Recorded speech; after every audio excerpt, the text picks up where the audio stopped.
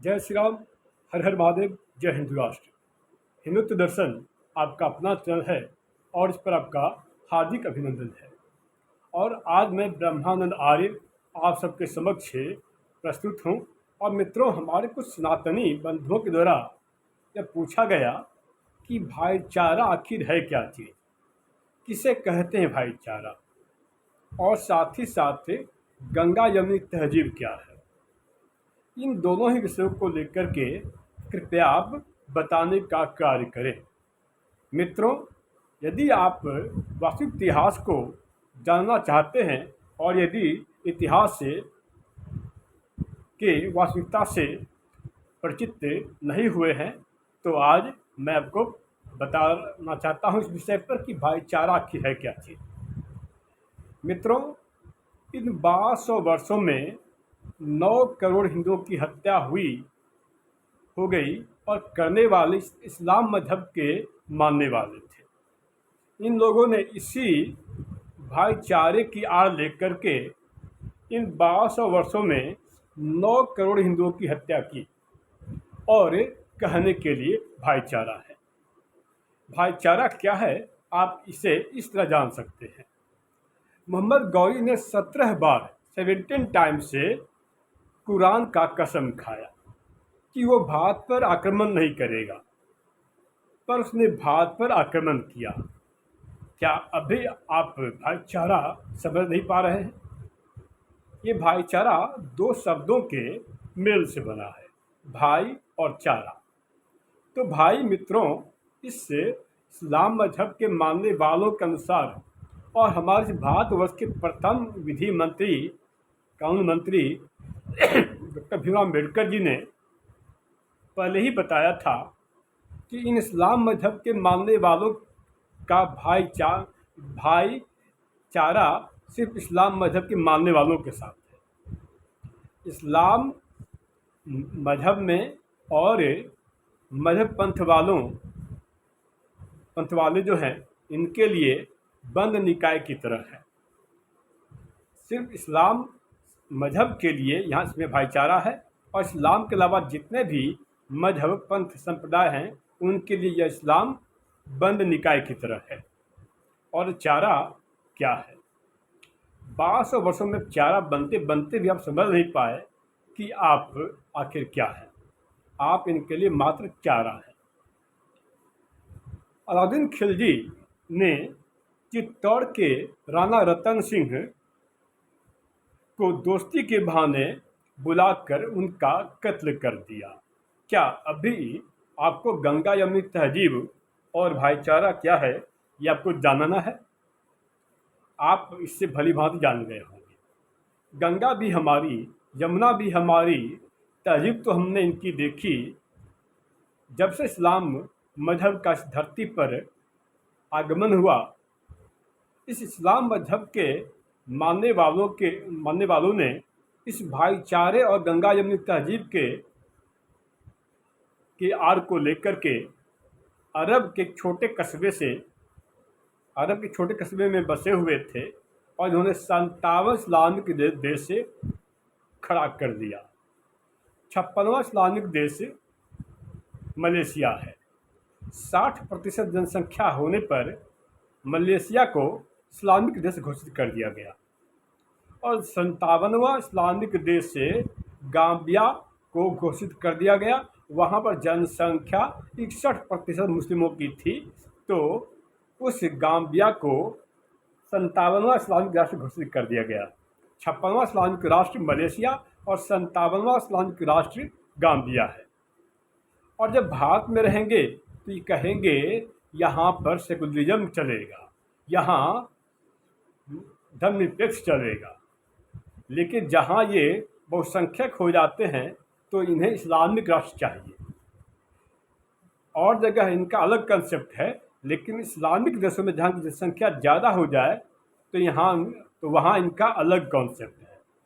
जब ज़्यादा संख्या हो जाए 50% से ज़्यादा, तो वो हो जाएगा इस्लामिक देश इनके कथनानुसार। और जब और जगह रहेंगे, भारतवर्ष में हिंदुओं की संख्या 80% है तो इसको सेकुलर देश कहा जाना चाहिए इनके कथनानुसार। चलिए भाईचारा का और भी उदाहरण बताता हूँ। औरंगजेब ने शिवाजी को दोस्ती के बहाने आगरा बुला करके उन्हें कैद कर दिया था। तो यही इनका भाईचारा है। ये बातें तो मीठी मीठी करेंगे और आपको लगेगा कि ये कितने अच्छे लोग हैं। ये इतने अच्छे लोग हैं कि ये इस्लाम मजहब वाले तो अपने इस्लाम के नहीं होते तो आपके क्या होंगे? शिया मुस्लिम सुन्नी वालों के नहीं होते, सुन्नी मुस्लिम शिया वालों के नहीं होते, ये शिया वाले अहमदिया के नहीं होते, शिया वाले सुन्नी वाले आपको मुगलिया के नहीं होते, धुनिया के नहीं होते, कसाई के नहीं होते, तो फिर आपके कैसे हो जाएंगे? ये उइगर के नहीं होते, ये हाजरा के नहीं होते, ये आपके कैसे हो जाएंगे? यानी सुन्नी मुस्लिम के लिए भाई उनका सुन्नी ही है, शिया मुस्लिम के लिए उनका भाई उनका शिया ही है, अहमदिया के लिए उनका भाई उनका अहमदिया ही है, हाजरा के लिए उनका भाई हाजरा ही है, उइगर के लिए उनका भाई उइगर ही है। तो आपको कैसे लगता है कि ये आपके हो जाएंगे? तो यही है भाईचारा, यही है गंगा यमुनी तहजीब। औरंगजेब ने कुरान की कसम खाकर श्री गोविंद सिंह को आनंदपुर से सुरक्षित जाने देने का वादा किया था। बदले में हुआ क्या? उन्हें उसने बंदी बना दिया। तो औरंगजेब ने शिवाजी के साथ भी ऐसे ही भाईचारा का नाटक किया था, ढोंग किया था, और ऐसे ही उन्होंने सिखों के 10वें गुरु गोविंद सिंह के साथ भी ऐसा ही किया था। तो आप समझ गए होंगे कि इनका भाईचारा वास्तव में है क्या, और इनका गंगा यमुना तहजीब कैसी है इनकी। अफजल खान ने दोस्ती के बहाने शिवाजी की हत्या का प्रयत्न किया था, लेकिन वो असफल रहा, क्योंकि अफजल खान शिकार करने आया था और खुद शिकार हो गया। तो यहाँ भी उसने भाईचारा का चाल चला था। तो मित्रों, यही है भाईचारा। आप भाईचारा और गंगा यमुना तहजीब की बात करते हैं। किस बात की गंगा यमुना तहजीब? किस बात का भाईचारा? पाकिस्तान में पहले 4080 मंदिरें थी, वर्तमान में आज 20 मंदिरें ही बची है। तो ऐसा ही है इनका भाईचारा कि आज वहाँ पर मुश्किल से 1% हिंदू रह गए हैं। तो यही इनका भाईचारा। कहाँ 32-33% हिंदू वहाँ पर थे, और अब मुश्किल से 1% हिंदू रह गए हैं। तो क्या अभी आप नहीं समझ पाए कि क्या है इनका भाईचारा? आखिर भाईचारा के आड़ में ये क्या क्या करते हैं? और इसी भाईचारे के आड़ में 4080 मंदिरें थी और अब 20 मंदिरें हैं। चलिए भाईचारे का और भी उदाहरण बताता हूँ। बांग्लादेश से राजधानी ढाका है। आज वहाँ पर मात्र 7% हिंदू रह चुके हैं। वहाँ भी 1971 में जब बांग्लादेश से नामक एक इस्लामिक देश बना था, कहने को तो धर्मनिरपेक्ष था, लेकिन अंदर ही अंदर इस्लामिक देश था। वहाँ 32% हिंदू थे और आज के समय में मात्र 7% हिंदू रह गए हैं। यही है इनका भाईचारा। बांग्लादेश की राजधानी का नाम है ढाका। और ढाका नाम क्यों है पता है? बांग्लादेश की राजधानी ढाका इसलिए है कि ढाकेश्वरी माता मंदिर के कारण इसका राजधानी का नाम ढाका पड़ा। तो ढाकेश्वरी माता के मंदिर के कारण नाम पड़ा ढाका, और ढाकेश्वरी माता की मंदिर भी आज सुरक्षित नहीं है। आप किनसे भाईचारे की आशा कर रहे हैं? किनसे गंगा यमुना तहजीब की बात कर रहे हैं?